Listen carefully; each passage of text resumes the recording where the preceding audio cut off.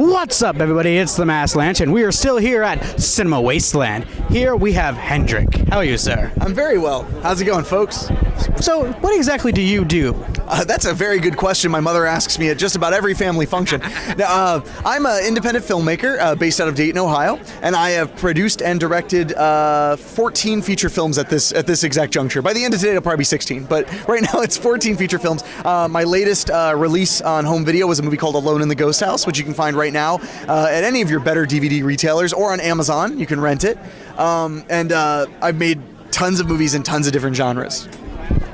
So, when you say genres, which one would you say you focus more towards? Because, I mean, like, you know, there's romantic comedies, there's just comedies, slashers, thrillers, action, dumb movies called Ed Wood.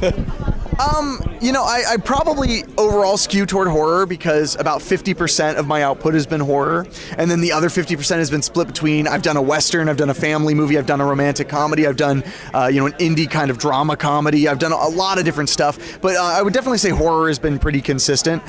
This year, it looks like I'm shooting a horror movie in just a few months to wrap out the year.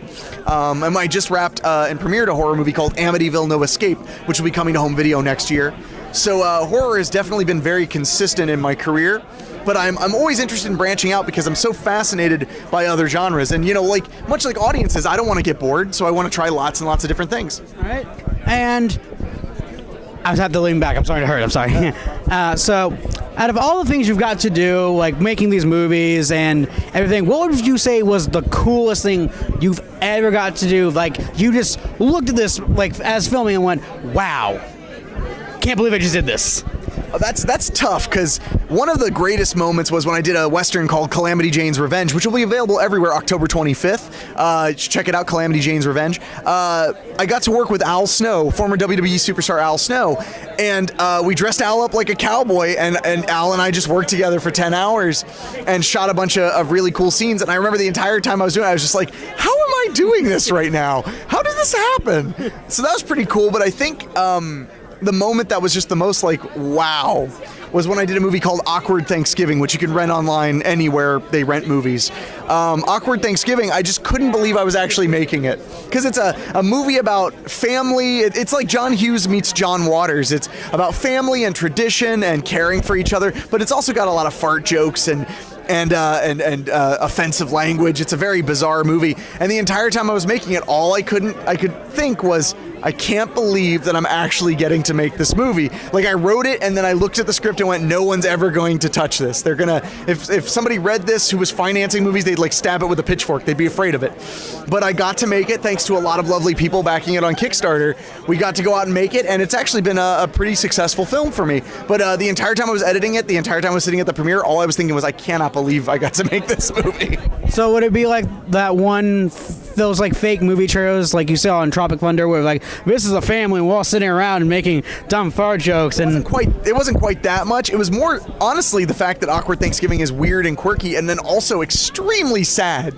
Like, it takes a very, very serious nosedive because the whole movie is about a family splintered after their mother dies.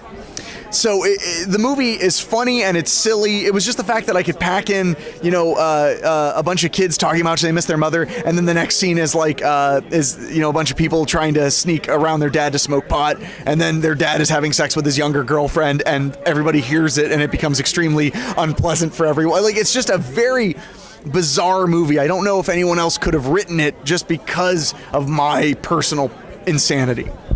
So this is definitely a family movie. Fun the whole family can enjoy. All the family, grandma especially. Oh yes. Granny is a horny bitch. Well, it depends on the grandma. And like, besides making movies, what else are you involved besides making movies? Do you distribute them? Do you mostly write, or do you just flat out, I just make them? Well, I mean, I mostly direct. I do film other people's screenplays. I write one screenplay a year. This year I wrote and directed a movie called Nothing Good Ever Happens, which we wrapped a couple of weeks ago, which will be out later, end of this year, beginning of next year. But so, I mean, I mainly direct them.